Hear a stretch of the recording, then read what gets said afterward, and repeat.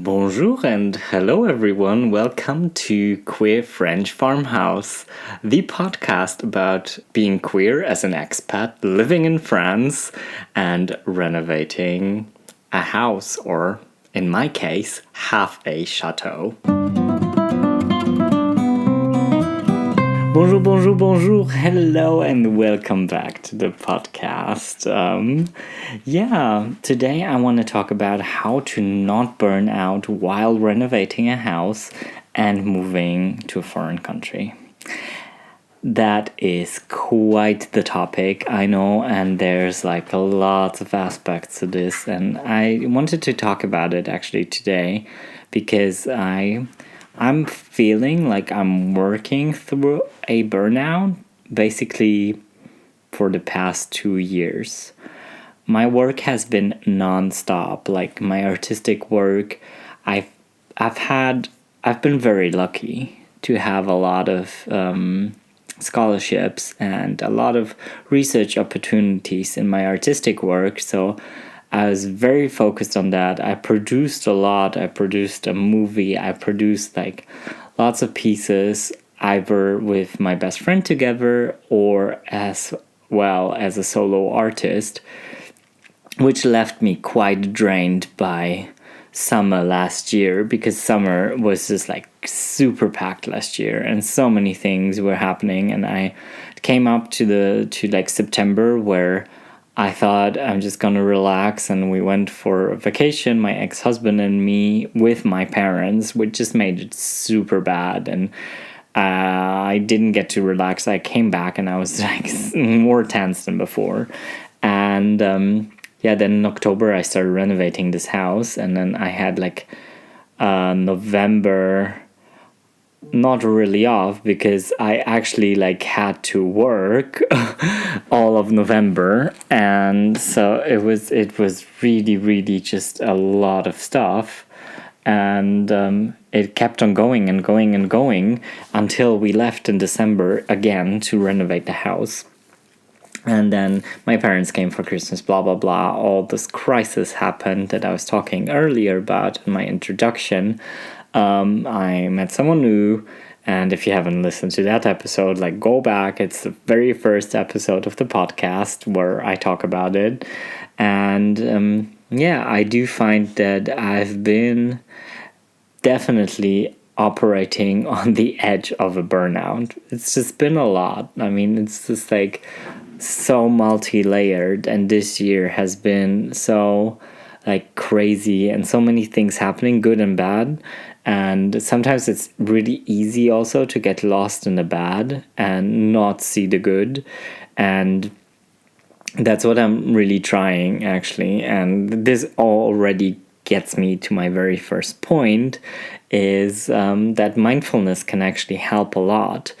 And by mindfulness, I mean it's a very, these days it's a very redundant kind of thing to say, but I am a trainer in mindfulness, and I've learned how to teach people being mindful, how to teach people to meditate, and all these things. And I do find that there are huge benefits from it. And I don't necessarily think you need to be a monk.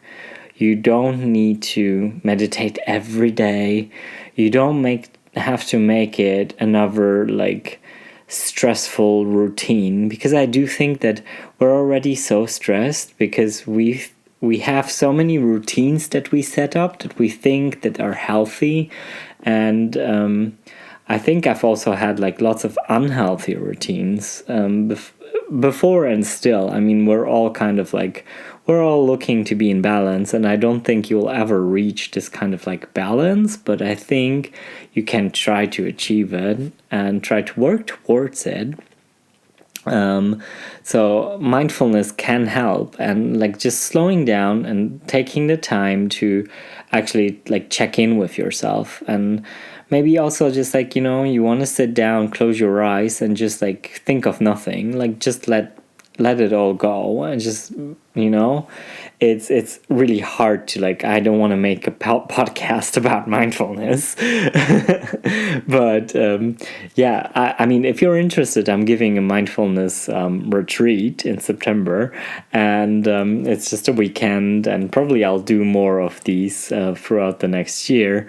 So regularly check my website for mindfulness weekends and mindfulness weeks to come up, where we go more in depth in all of these things. But I do think that slowing down and slowing down your mind actually does help, and there's lots of tools for this, and you can even find lots of tools online.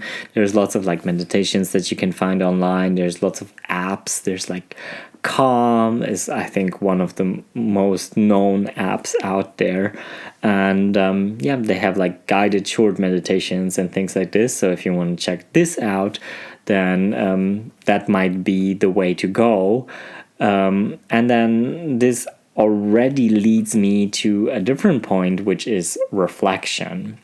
And I do believe that we have come to a point where we don't allow reflection, and we do not allow reflection in a way that I find is healthy, because I do think that we're in a society, and I can only speak, like, I don't know the situation in the States or somewhere else in the world.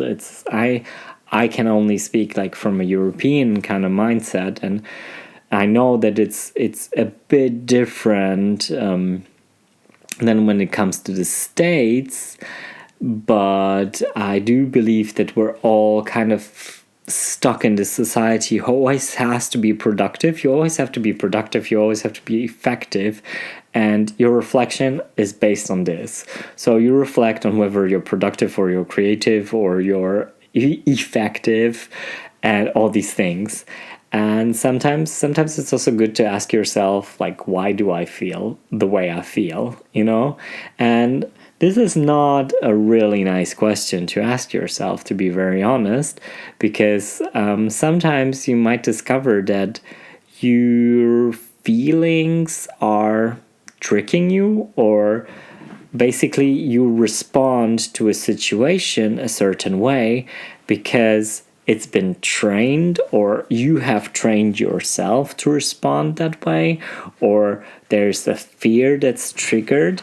There's like lots and lots of examples that I can tell you. I mean, there's like so many reactions. Like initially, when someone, for example, you want to meet someone, right? You said with your best friend, you set up an appointment, a date, and you show up for that date, and that person's late, and that person's like massively late, and that might get you frustrated or angry, or you get, in any kind of context, you get frustrated with with another person or with an animal, or then I think it's rather than getting stuck in this frustration, and I know it's not easy, but rather than being stuck in this frustration, ask yourself, why do I feel frustrated?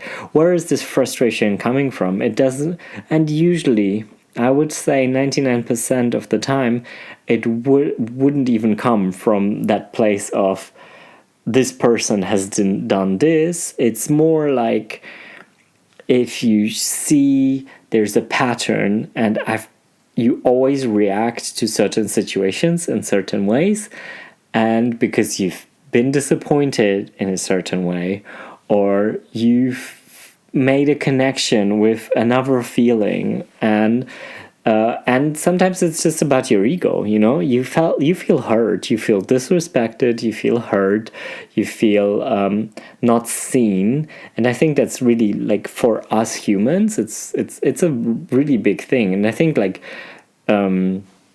the thing about the ego is that it always wants the attention, it wants everything. So sometimes it's just good to, like, step back and look at the situation and assess it without your feelings, without your emotions.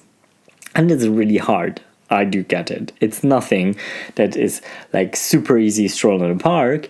And I think, but it does help you to step back and assess the situation, because sometimes also like during a renovation process or when you're moving to a foreign country, you will experience things and situations that will make you very frustrated or hurt, or people do not understand you, people mock you for how you talk. Maybe someone will also like mock you that you don't know the language so well as you would want to even. And or I have like, with all these renovations, when things don't work, they hurt my ego. And I think it's really important to know why I feel the way I feel and what actually is the trigger about it all, you know? So let me rearrange myself here in sitting. So before I go on, I actually wanted to tell you again about my B&B in France. So if you should ever consider going to the southwest of France, you're very welcome to stay with me. I have 3 guest rooms, all different sizes, all with their own bathrooms en suite, and you'll get a vegan breakfast and a vegan dinner. I can also organize stuff for you to do. I can organize also dinners if you want to go somewhere else. If you're non-vegan, but you would like to have a non-vegan dish, I can also organize that for you. That's no problem, and make reservations. And yes, you'll find me on Airbnb, or you can also just go to my website, Demi-Château.com. You'll also find the link in the show notes down below in whichever app you're listening to me. And yes, I'll be very happy to host you here. And also, if you're thinking like maybe you want to come with your family or with a group of friends, we can also arrange kind of like a family or friend deal. You can contact me from my website. This is Demi-Château.com, which is LEDEMICHATEAU.com. And you'll find me right there, and you can contact me and tell me all about your plans. And if you like want to come with a bigger group, for example, I have place for up to 7 people, 6 comfortably. Number 7 could be like, squeezed in between with an extra bed, but 6 absolutely comfortably. So let's go on this topic of how to not burn out. And maybe I'm also like not the best person to talk about it, or maybe I am. You know, it's I think we're all, and especially for freelance, we're all stuck in this situation that we really feel the need that we're generating money with our content, with content like, and I'm not generating money as of right now with podcast or YouTube or any of those endeavors that I do. I'm purely generating money out of artistic work and out of hopefully the B&B at one point. But I'd love to also generate money with the podcast and YouTube, but this is like an additional thing that, like, you know, also puts pressure on us that we need to deliver, and we need to pay our bills at the end of the month. We don't get like monthly payments from an employer, so that puts another stress on top of it. But I think it's really important to also cut yourself some slack and to allow yourself to relax, because if you can't be relaxed, and if you can't relax, then you won't go anywhere. You know, you'll just like, eventually burn out completely, and then everything will be gone. You know, it's like all of this will just be not there anymore, because once you've burned out completely, you will have no strength or no capacity to go on. So I think it's really important to cut yourself some slack, and to also think like, okay, it's like I'm doing my work at the very best, like every day, but sometimes my very best isn't the very best of yesterday, and my very best of today won't be my very best tomorrow. My very best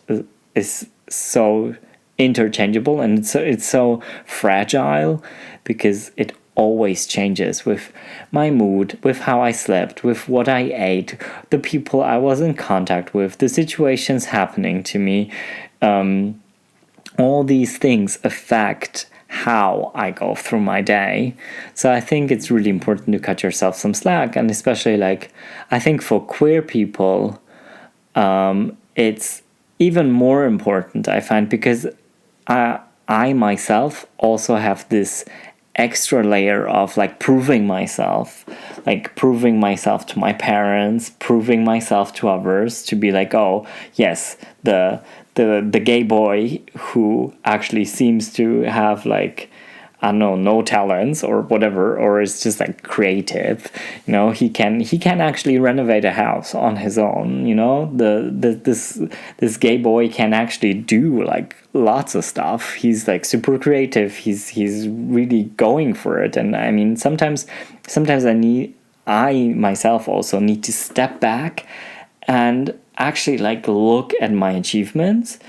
And because I forget them, and I think you do too, because sometimes it's really hard, or it's really easy to lose yourself in your life and everyday life and the chores and everything that we need to do, and then we forget about like our achievements and what we've done so far. And when I step back and when I think about it, and when I think like how much I actually work, it actually really doesn't like it.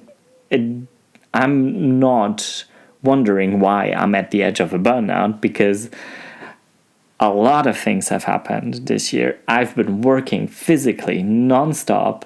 I've still done some amount of sports, which I would also love to do more of, which takes me almost to the next point.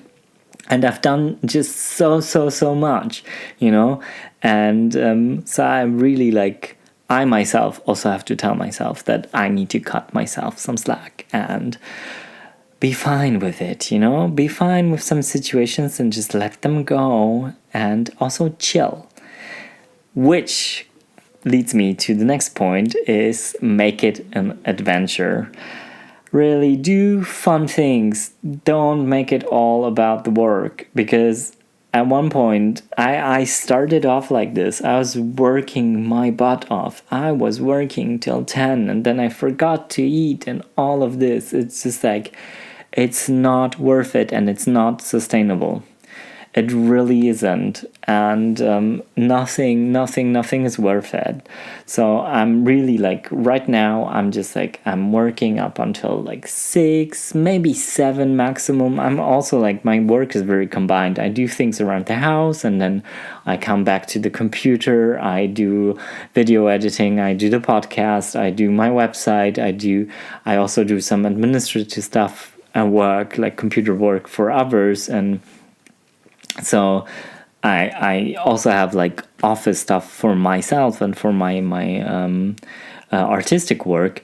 And yeah, so I think it's really important to say, okay, I think now I'm done for the day, and I'm not gonna like, especially if you're doing so many things, it's really important to just find an end to it and be like, okay, it's fine. I know that sometimes creativity hits, or sometimes it's fine to keep on going, but not every day.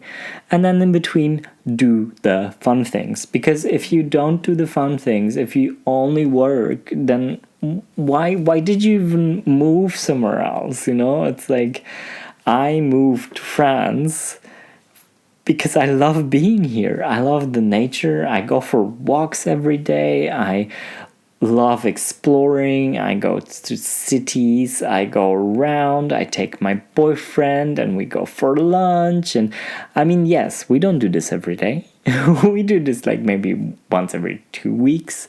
Sometimes maybe even less, but sometimes we make it a fun trip, It's like, and then it's nice because, I mean, Angoulême is like the next biggest city here.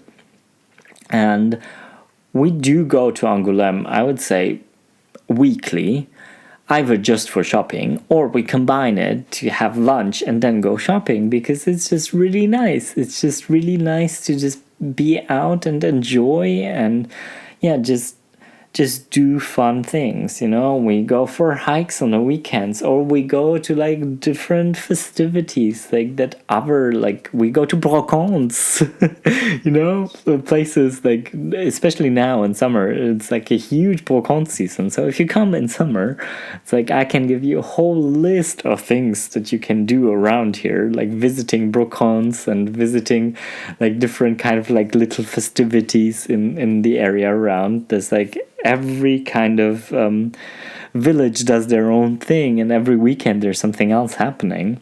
So don't think all about work, also do the fun things. And then, as my very, very, very last tip, is make a plan or a list. And I am really, really a huge fan of to-do lists, and I think there can also be points of stress. So I think it's really important to not make it a religion, but I do think it is very helpful to do a list of things that you want to do, so that you can break it down. You have a big list of like all the things, all the boxes that you want to tick, like in a perfect world, and then you need to break those down and be like, okay, to achieve this, what do I need to do? This gives you security, because it breaks all the points down to like this little kind of bite-sized chunks that you can actually achieve in a day, maybe even, and this will take you baby steps further. And this is like, as I said already before, it's the baby steps that are really counting, and you'll move ahead. If you move ahead every day in baby steps in a relaxed manner, you will get there much faster, I promise you, than going like crazy wild steps in like the shortest amount of time. I mean, in the end, take this. I've really started doing the upstairs and doing all the guest rooms up in January, and we're in July, and I'm doing like the very last finishing works. And yes, there will always be things that I will think about, like, oh, maybe I want to do this, maybe I want to change this, but like basically all the works are done. And it took me 7 months and baby steps alone, because I can't do like everything, and I didn't work on it every day. I had like some disasters in between with my bathrooms that I also had to step away from it. It's like I felt this is the moment I need to step away from it, otherwise I'll just like go absolutely mental and I'll destroy everything, because I'm just too invested, and I'm getting too emotional about it, and I don't see the solution. So I had to step back. I focused on my garden and the outside and open barn and everything, like doing all of this. And then I came back to the bathrooms, and I could like look at it from a different angle and think about it and be like more relaxed about it. And this helped so much, so much. So that is my very last tip for you. And I hope I could like give you some tips on how not to burn out when you're renovating a house and moving to a foreign country. And I mean, there's many more things, and I'll probably do another episode about like how it also is to move to a different country. What can you expect of France? How are the legal rights for queer people in France, and all these kinds of things. So subscribe to my podcast. I would love if you could give me a review. That would mean a lot to me. And give it a rating as well. And also check out my other channels. You can also find me on Instagram. The link is also in the show notes. Or you can also find me on YouTube and on my website. So on my website, you'll have the links for all the other social medias that I have. Alrighties, I hope you're all well, and I'm saying bisous bisous from the southwest of France. À bientôt et au revoir.